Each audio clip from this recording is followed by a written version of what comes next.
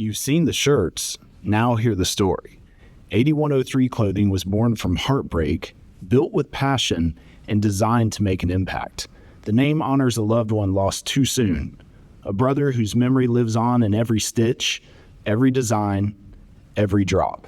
For the past 7 years, 8103 Clothing has partnered with the Jacksonville Jumbo Shrimp to release throwback tees and viral designs, unique merch like the Jag Shrimp t-shirt that I have and wear often.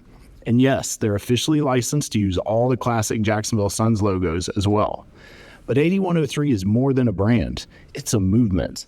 Backed by over 2 decades in the event space, founder Mark Braddock started with a 10-vendor pop-up.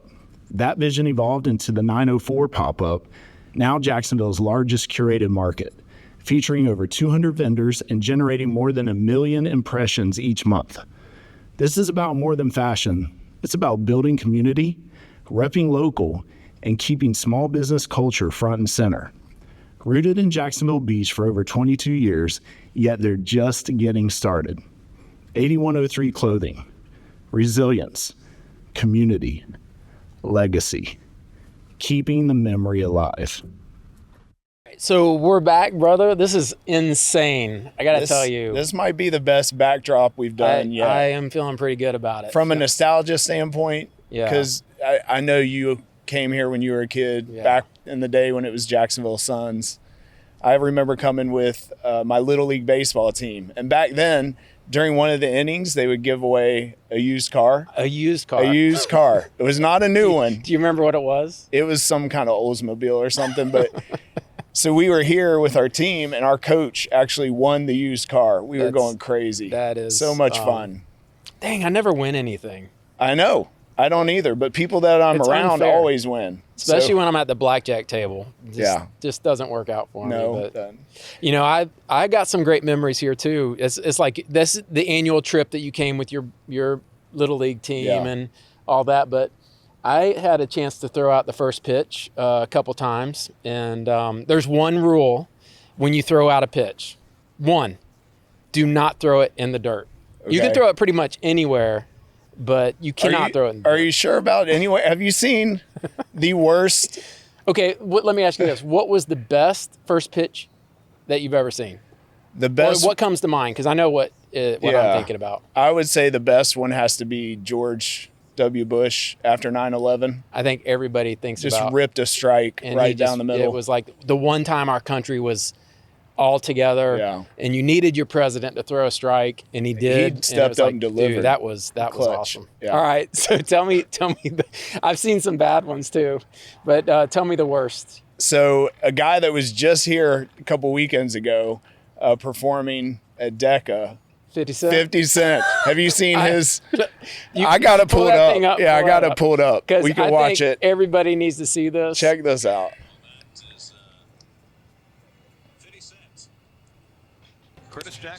Curtis Jackson. Here it goes. And his first pitch was not great. Oh. He almost hit the cameraman just a bit outside. How do you do that? Is he right-handed and threw left-handed or what? That's what it looks like. All right. Or he's never thrown a baseball in his life. Yeah, that was pretty bad.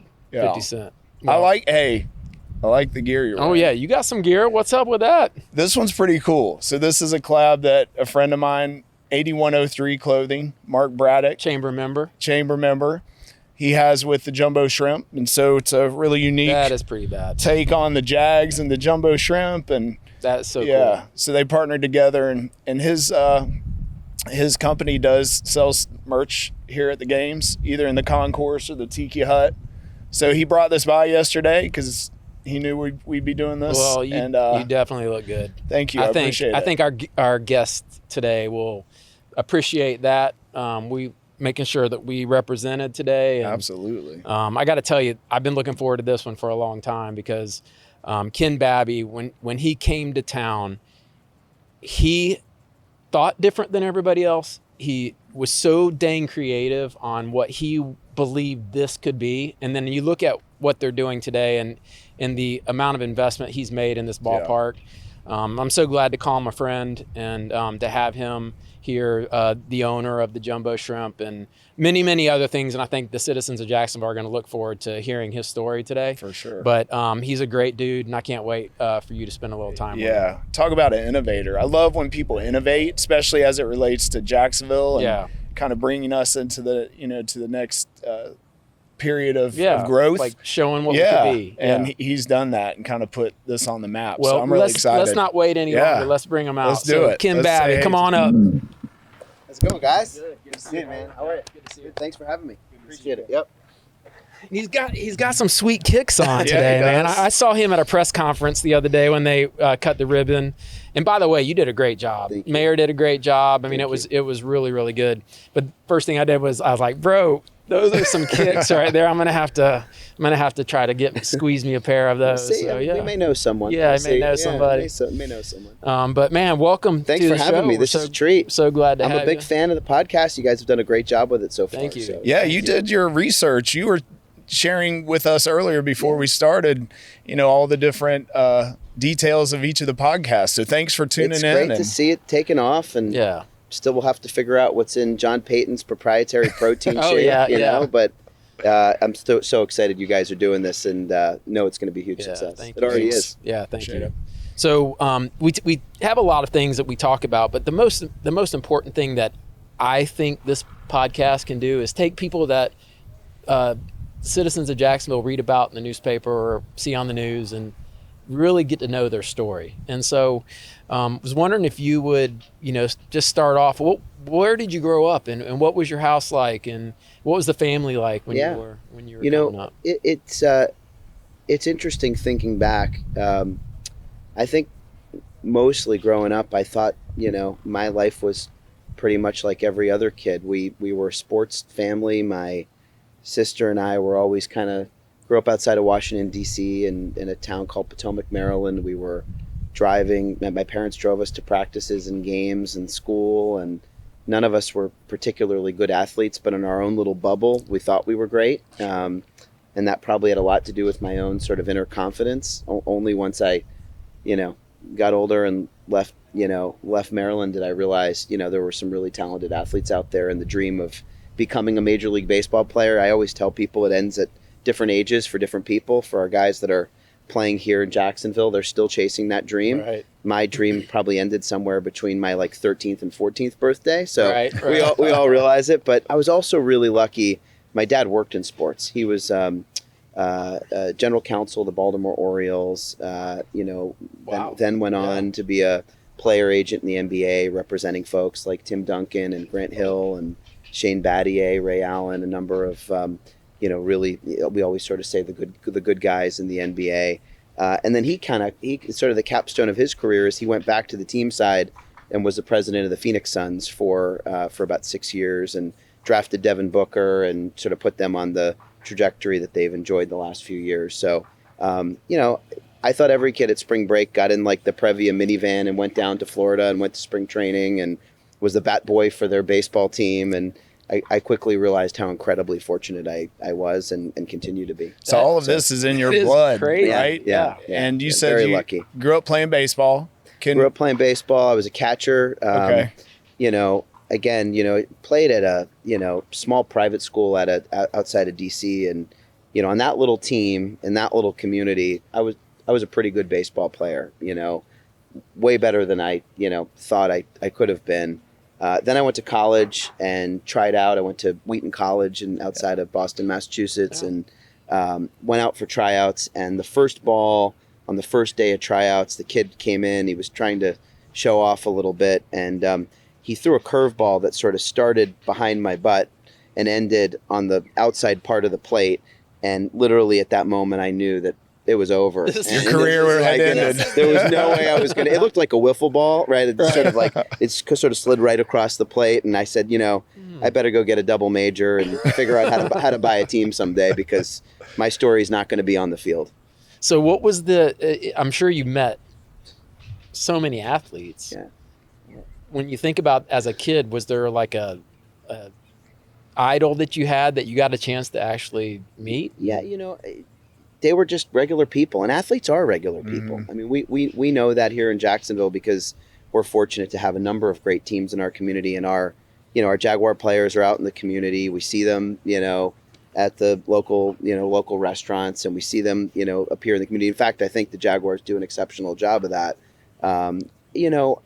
These are just regular dudes. I mean, it was not, uncommon to see athletes over at our house, or to, my dad to be, pick up the phone on a Sunday morning and Grant Hill was on the phone, or Tim Duncan was on the phone.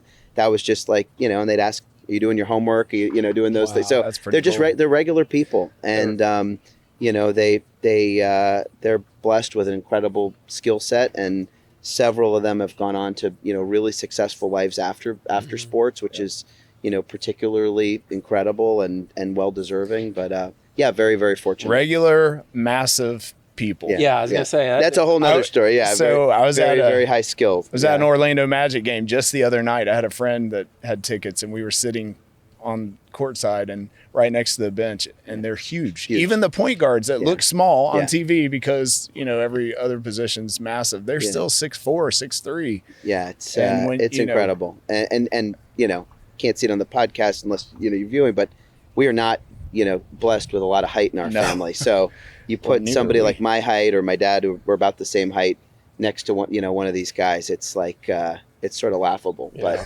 But we're all on this earth for a different purpose. Mine was certainly not to dunk a basketball, that's for sure. Well, you're here for a reason. we really appreciate it, and we're excited about it. So walk us through, you went to Wheaton College. What was your degree in? Yeah, so it was economics and computer science.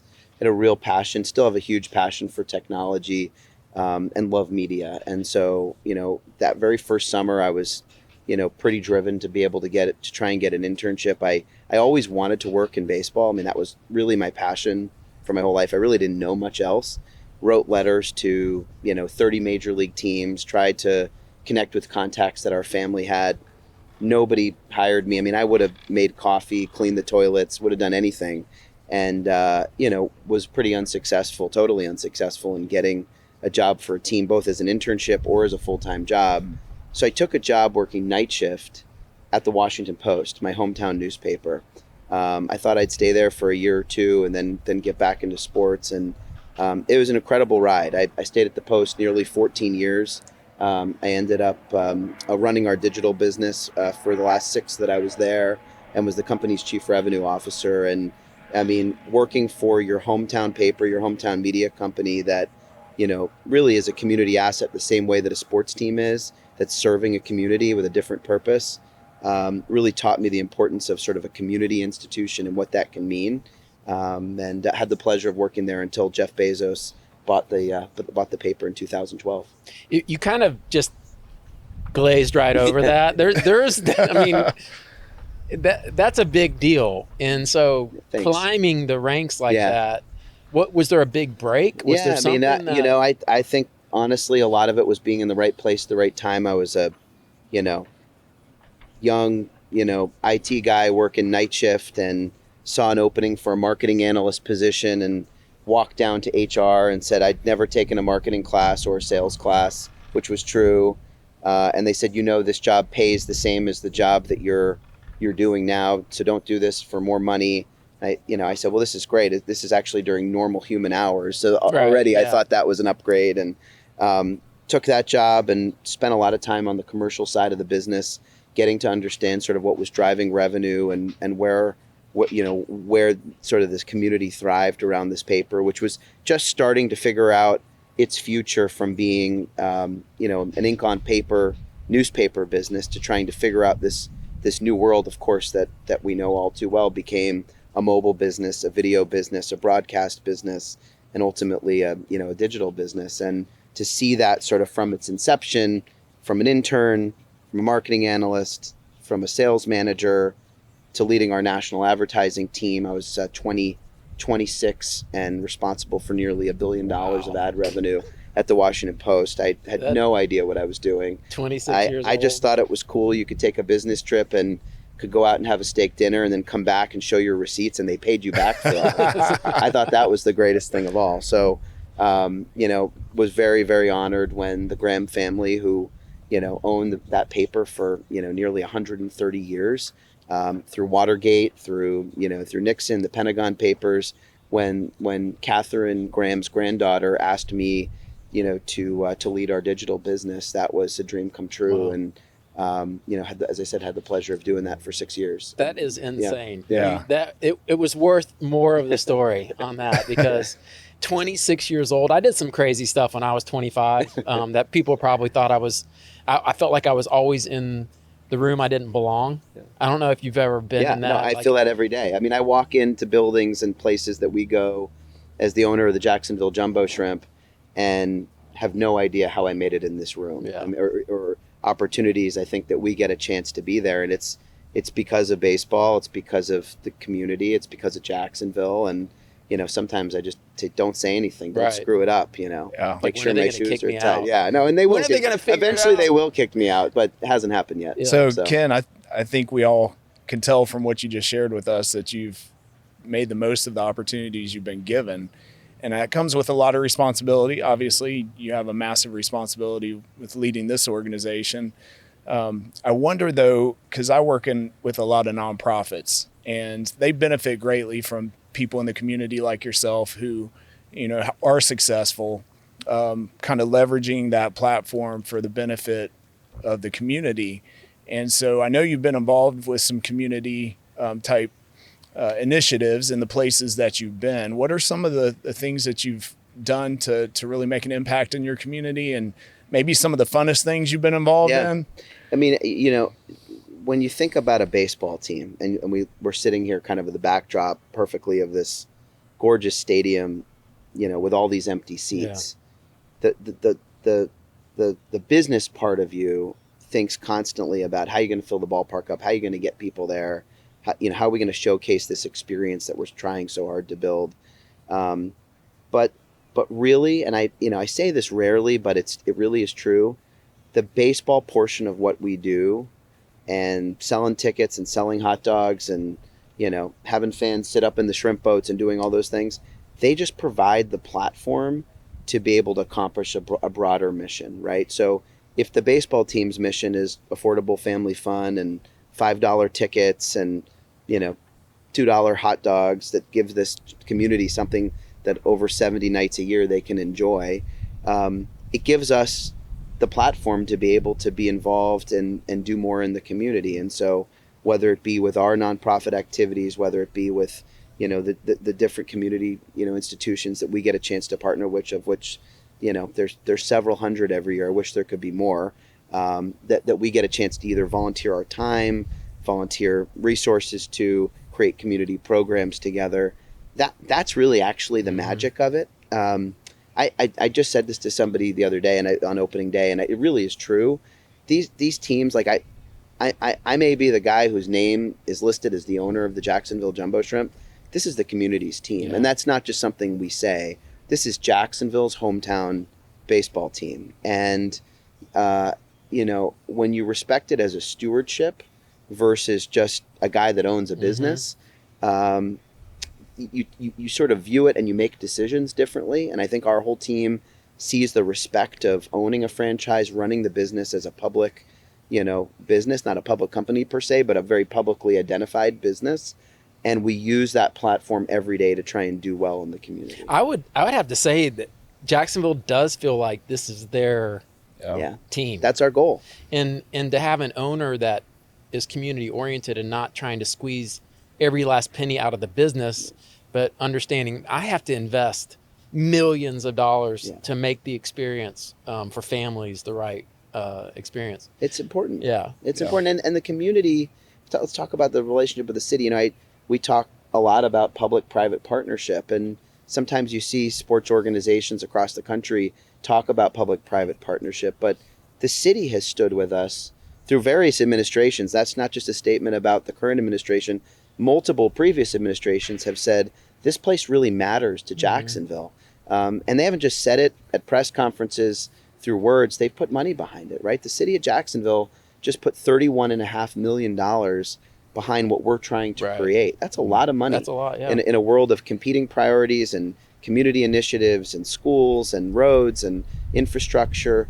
They've said this matters. And so we have a deep responsibility every single night to deliver on that trust and that stewardship. Well, you're doing it. I can tell you that. Ken, I was going to say, I want to go back because you and I were having a conversation prior to filming, and I just met you, but I can tell based on the 10 minutes that we talked that you're a fun guy. You're very serious about what you do, but you're also a fun guy. And you were telling me a story about one particular event that you participated in to help raise money for a nonprofit in a different city. And one of the details that you shared with me, I think our viewers would probably get a kick out of if you're willing to talk about it. Share the event you're preparing for, because it sets beautifully up for the story. Yeah, so I'm doing Dancing with the Stars for the Jacksonville Children's Chorus coming up here in a few weeks. Man. And you had heard that on a previous podcast and mentioned your experience doing something similar in a different city. So it was over 10 years ago. We own another team. Jacksonville is one of 2 minor league teams we own. We own the AA affiliate of the Cleveland Guardians up in Akron, the Akron Rubber Ducks. So we've got the Jacksonville Jumbo Shrimp and the Akron Rubber Ducks. Love that. My mom thinks I work in the circus business, by the way. But in Akron, my first year owning the team, you just sort of sign up for everything. You can't say no. We still say today, we're like a yes organization. When you call, the answer is yes. When you need something, the answer is yes. So they called, and Akron Children's Hospital was doing a Dancing for the Stars event. I'm not the most athletic, as you can tell, probably not somebody would think of somebody to sign up for a dance class. I'm not in the same physical shape that you're in. But I will tell you, I said yes and agreed to do a Nutcracker ballet in a tutu. You can YouTube this. It exists. So you wore the tutu, not your dance partner. It's out there. I tell you what. You can find it. Don't YouTube mine, and I won't YouTube It's yours. fine. It's there. You can go see it. Be square. It's pretty horrible. We didn't win. We did raise a lot of money, and so I'm really proud of that. But we were second up in the lineup, and I was really nervous. My family flew in. My parents were there. Like think about this moment. Like I'm in a tutu at this beautiful downtown Akron Civic Theater. It's a gorgeous theater downtown. But the guy up before us was like the hometown hero. He was raising money for the local children's hospital, Akron Children's Hospital. And was this sort of celebrity doctor, oncologist that had worked with all these pediatric cancer patients. Just amazing, amazing man. And he'd raised the most money. I think he'd raised several $100,000. Everybody in the community came to see his dance routine. He'd been preparing for like a year for this. And he was first up. We were right behind him, so I'm kind of off to the side of the stage. And he's 15 seconds into his dance, and the guy just, like, horrifically goes down, twists his knee. You could hear it, like, the tendons and it was just like an athlete. It was just not good. You knew it was not good. He was in agonizing pain in front of, 1,200 people in this theater. And it took him a while. They had medical people came out. Fortunately, there were a lot of doctors there. They pulled him off the stage. I ended up seeing the guy like 2 years later. He's still walking with a limp. So it was just a terrible injury. Guy was trying to do well for the community. You could hear a pin drop in that stage, and the announcer says, and next up, performing the Nutcracker ballet, Ken Babby. And it's just like, what am I doing with my life here? And so the show must go on. So you did it. And the video's there to prove it. I can't wait to look it up. You just got to go with it. Some of that footage may make its way on this episode. So John Payton found out about my Dancing with the Stars, and now all my friends are starting to text me and it's just not a good thing. We live in a world where everything you do is captured. Yeah. And there's a lot of good to that. And maybe sometimes not so good. Yeah, depending on who you ask. Yeah, exactly. I agree. All right, so I love that we got on that story, by the way. Yeah, thanks for sharing. Enough of the tutu. You don't want to hear any more about that. No, so spent most of my life in D.C. Washington was home for the majority of my life, and when I left the Post, I didn't know what I was going to do next, but I knew that that I was going to really, chase my passion. As much as I loved what I was doing and the people that I was working with, I wasn't fulfilled. We spend more time, I remember a college professor told me this, we spend more hours and days in our lives working than anything else we're going to do while we're on the planet Earth. Like more time working than we spend with our family, with our friends, with our loved ones. And so you ought to really love what you do. And if you don't love what you do, you got to find a way to chase your passion. And some people don't even know what their passion is. I was incredibly, lucky to grow up and figure that out quickly.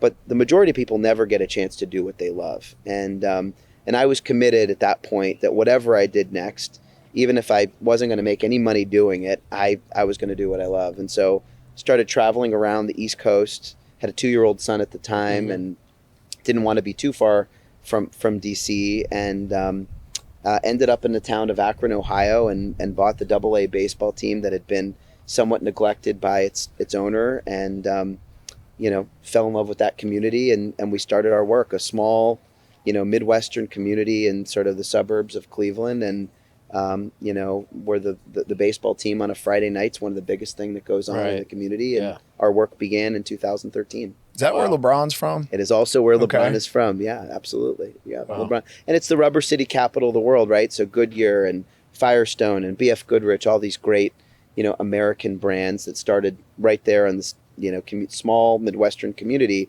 And so what do? We rebrand the team and became the Akron Rubber Ducks. And what was that's brilliant. That's brilliant. They were the Akron Aeros, AEROS, playing off a lot of the early aviation work that had happened in Ohio. But they were sort of missing the punchline, which is everybody knew Akron as the rubber city capital of the world, and we embraced that. How did people respond to that? It was first month was horrible. I mean, they were ready to run us out of town, and we stayed true to it, and it obviously would set the stage for a name change that would come a few years later in my life. I didn't know at that point we were going to buy another team nor where it would be.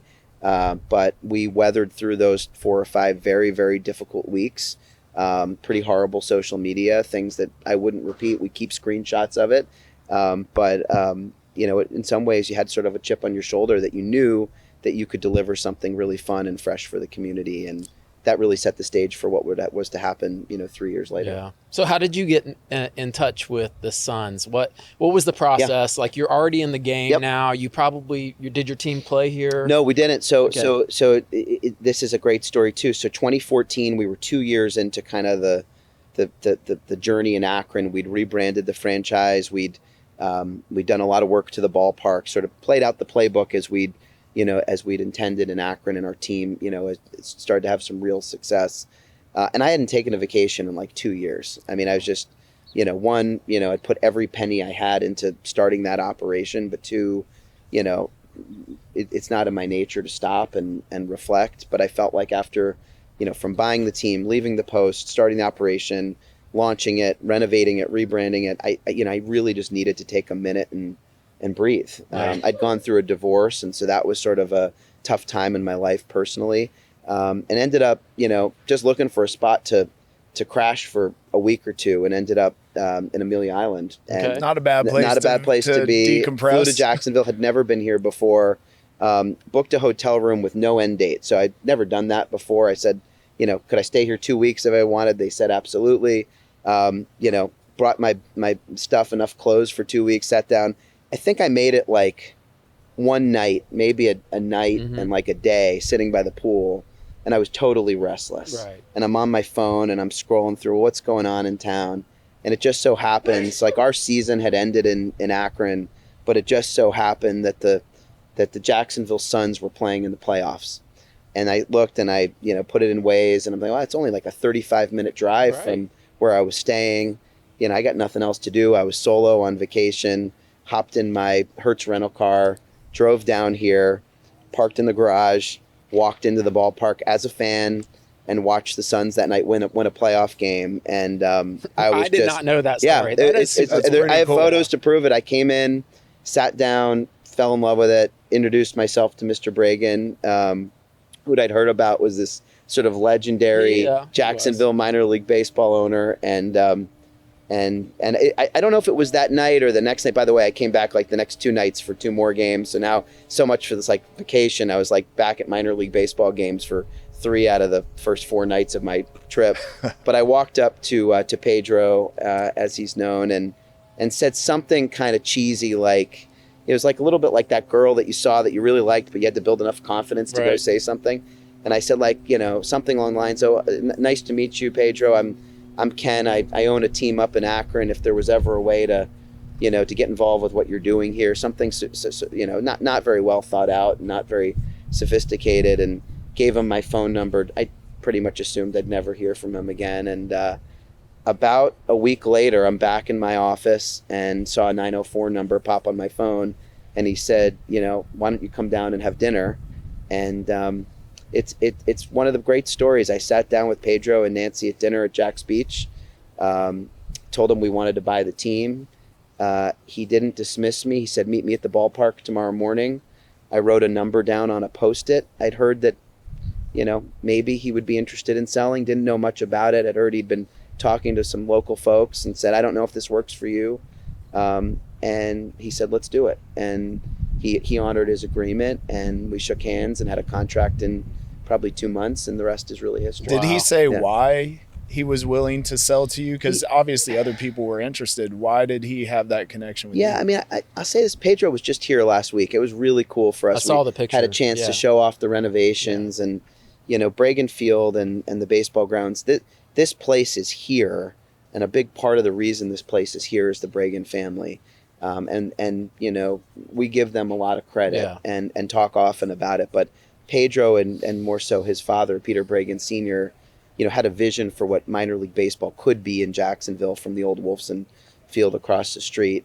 And they pushed really hard to do this. And the other person who deserves enormous credit, who will be here in a couple weeks, is John Delaney, who we all love. And John really deserves the credit for the design and the sort of fortitude to not just build some minor league ballpark that's like out on the outskirts of town with a gravel road and the fairgrounds where you see a lot of teams play. He wanted to build it right here, and he wanted to build a major league caliber ballpark and tie it into the Better Jacksonville plan and understand what that would mean in terms of Jacksonville's growth. And he did it. And John and the Bragan family deserve enormous amount of credit for that. Yeah.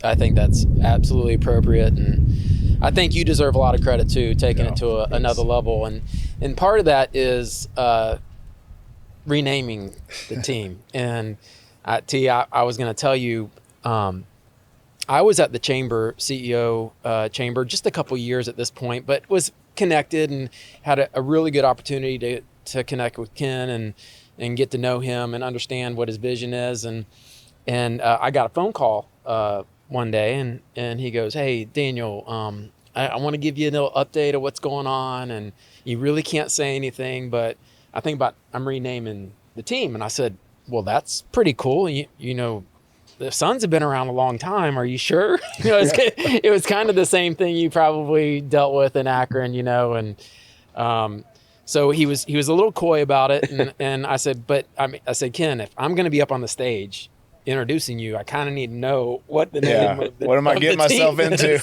And he goes, "Well, I'm going to name them the Jumbo Shrimp." Yeah, yep. And it wasn't an April Fool's joke. It was just like, there is nothing. I go, "Yep. Okay. Yeah. Are you sure about it?" He goes, "I'm sure about it." And I wasn't really familiar with the Rubber Ducks and what the process was there. I was just, focused on Jacksonville. Right. So I didn't know. And I got to tell you, the day I introduced him, I can't even imagine what happened to you because I was just there introducing you. Yeah. And, I had a brother-in-law barely made it out of there alive. Colorado text me and go, "What are you doing in Jacksonville? Like, you're an idiot." And, Ken was like, "Daniel, just weather it, bro. I'm telling you, I know what I'm doing." And so the way I knew you made it was the Davis boys, the only thing they wanted for Christmas was a Jumbo Shrimp flat bill hat.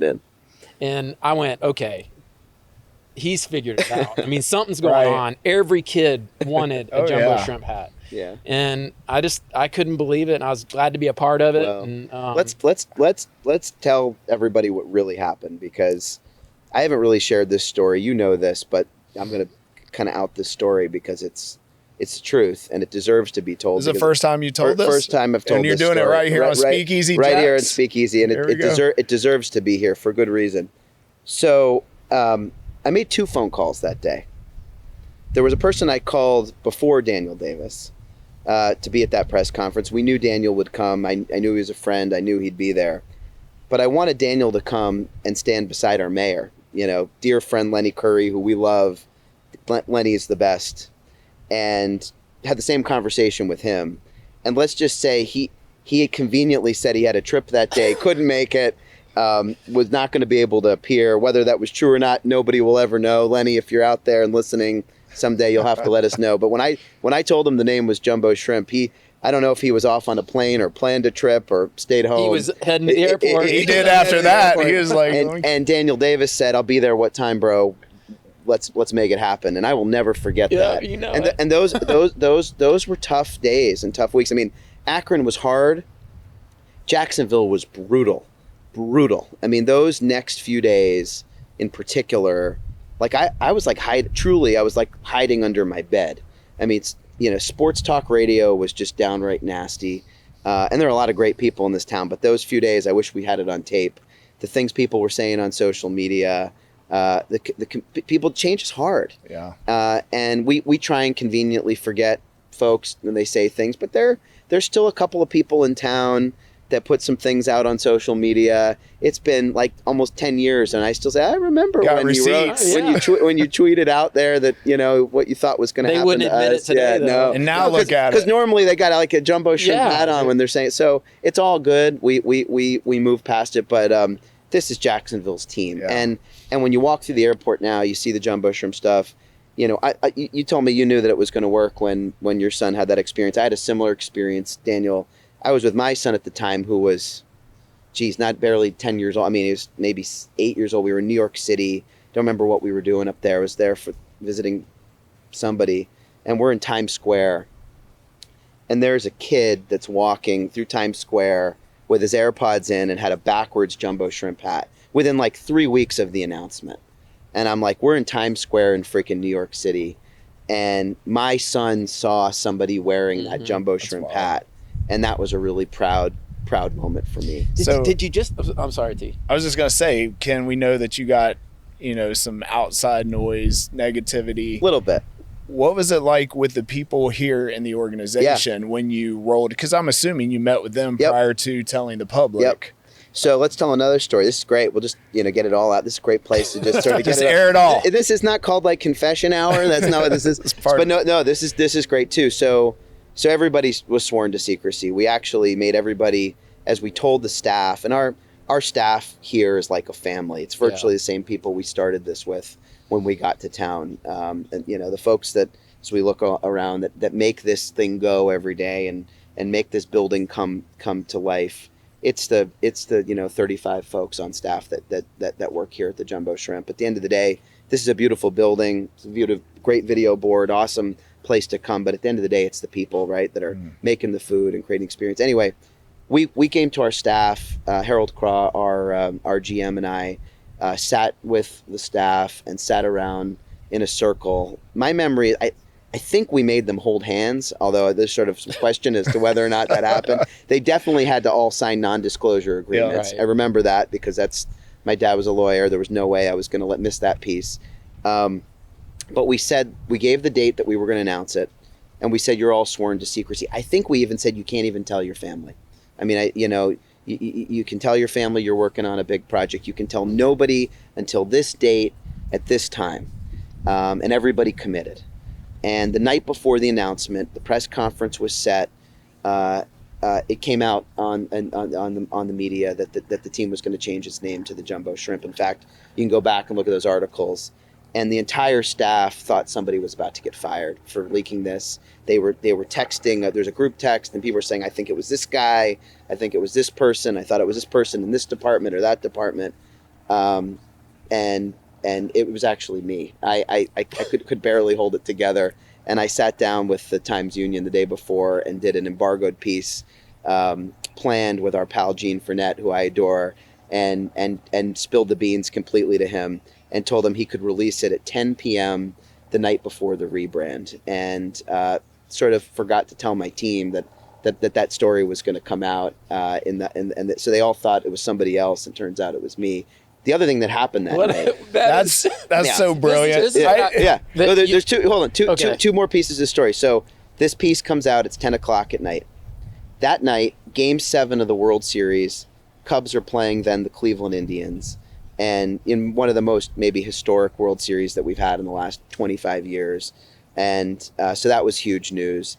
The second thing that happened is we were before the campaign, and both Hillary Clinton and Donald Trump were in Jacksonville that day. So you had Game 7 of the World Series, you had Clinton and Trump in Jacksonville, and the front page of that next day, before you and I ever made that press conference, top of the Florida Times-Union, Suns to become Jumbo Shrimp.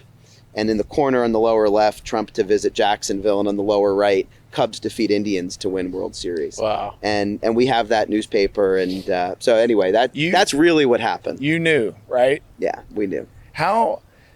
Okay. That's forward-thinking, innovation. This is the one thing I wanted to say on for everybody out there, whenever you hear about a leak, I've been in the game a long time, you've been in the business a long time, TJ's been around it. It's never the person you think it is. That's right.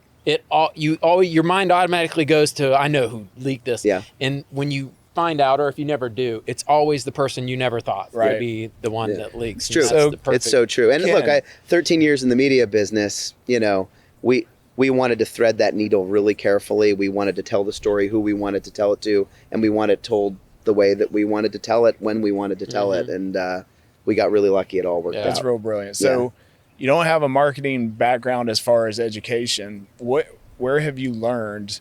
Because you've made some, I just said it a minute ago, brilliant moves when it comes to, Akron, which I didn't know the story of that, but obviously familiar in great detail with the Jumbo Shrimp, except for what you just shared with us.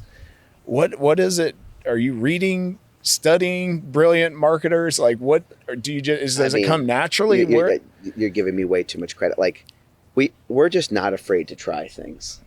So, I was always sort of amazed. I think a lot about, again, come from sort of a software IT tech background. And there were sort of two ways of doing things when you write software.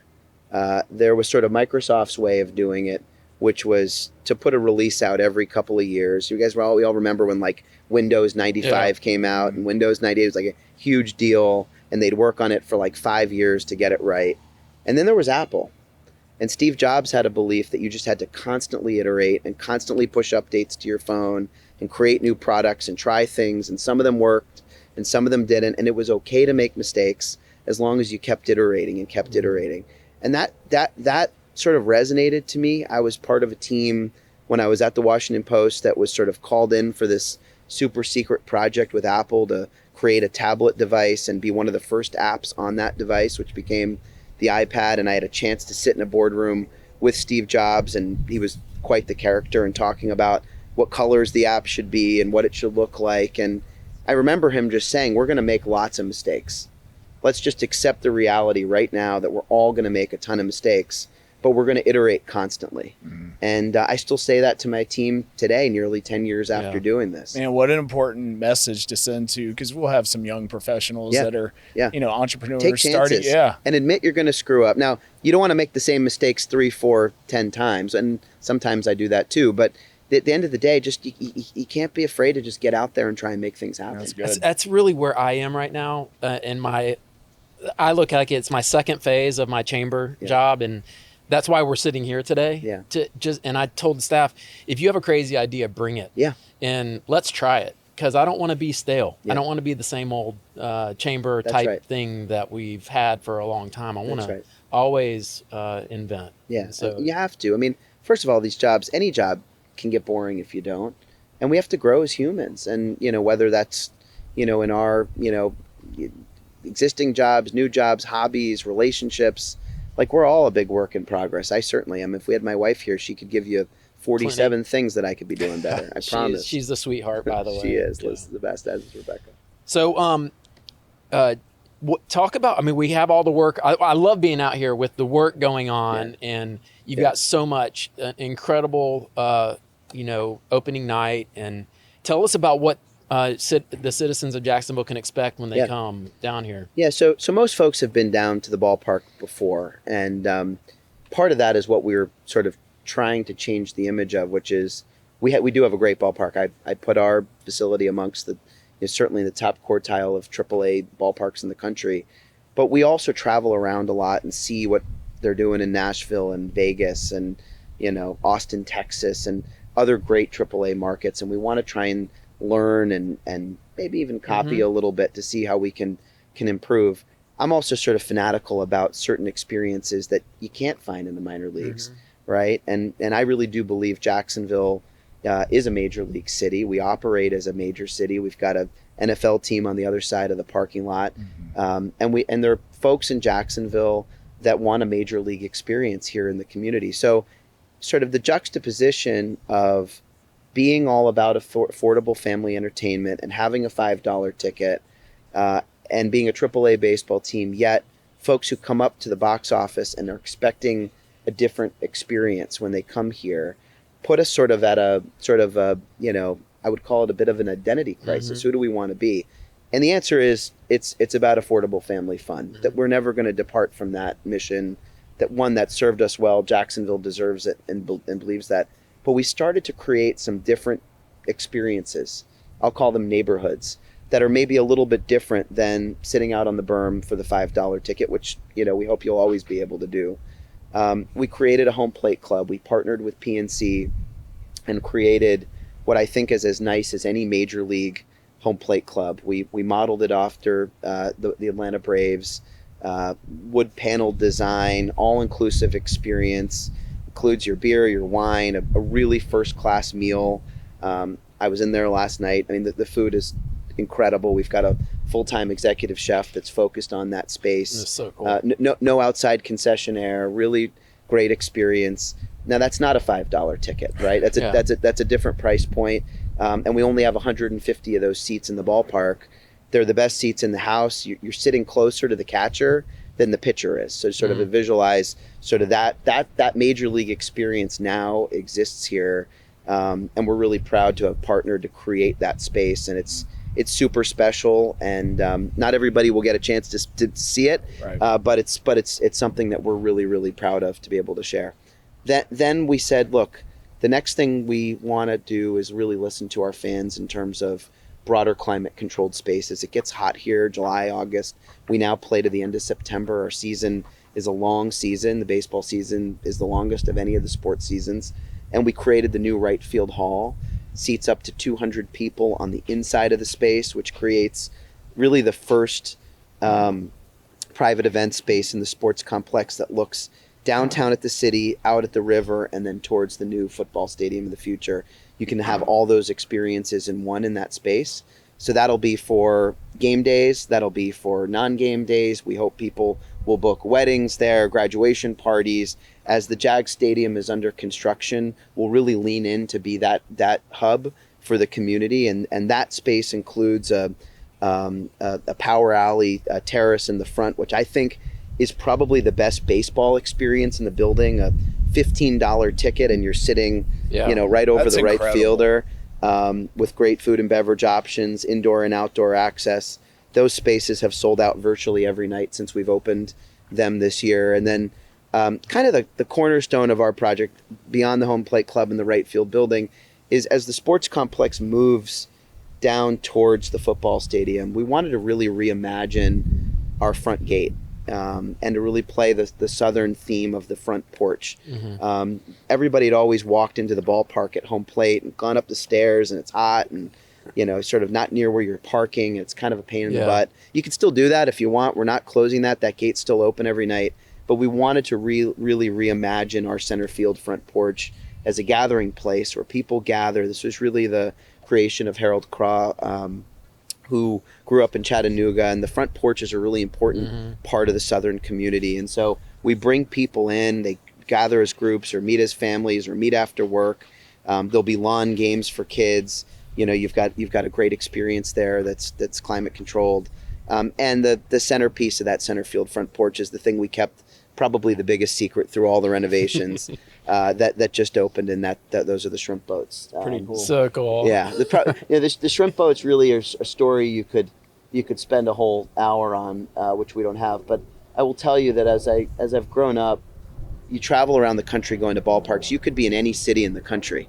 You sit and you watch a game. You don't know where you are. And we want people, when they're in Jacksonville, Florida, home of the Jacksonville Jumbo Shrimp, to know you're in Jacksonville, Florida. And so now we've got 3 beautiful shrimp boats that are docked to left center field. They're like cabana spaces. They can be rented on a night basis. They can be purchased for fans to enjoy. And the sight lines from up there are just absolutely insane. Any plans to add the Lieutenant Dan seating we'll see. To the shrimp boats? We'll see. We've been having debates about how to name them and having a naming contest. And, it's crazy. What started as this, fun name for a baseball team. Now we have shrimp boats in our ballpark. It's pretty cool. Does your mind ever turn off, man? I mean, it's like really. The creative thing that I don't think is ever going to stop. I don't take any credit for the shrimp boats. We sat in brainstorm meetings. There's so much about leadership, right? We know this is just being in the right room and bringing the right people, and sometimes just shutting up and letting people go and think.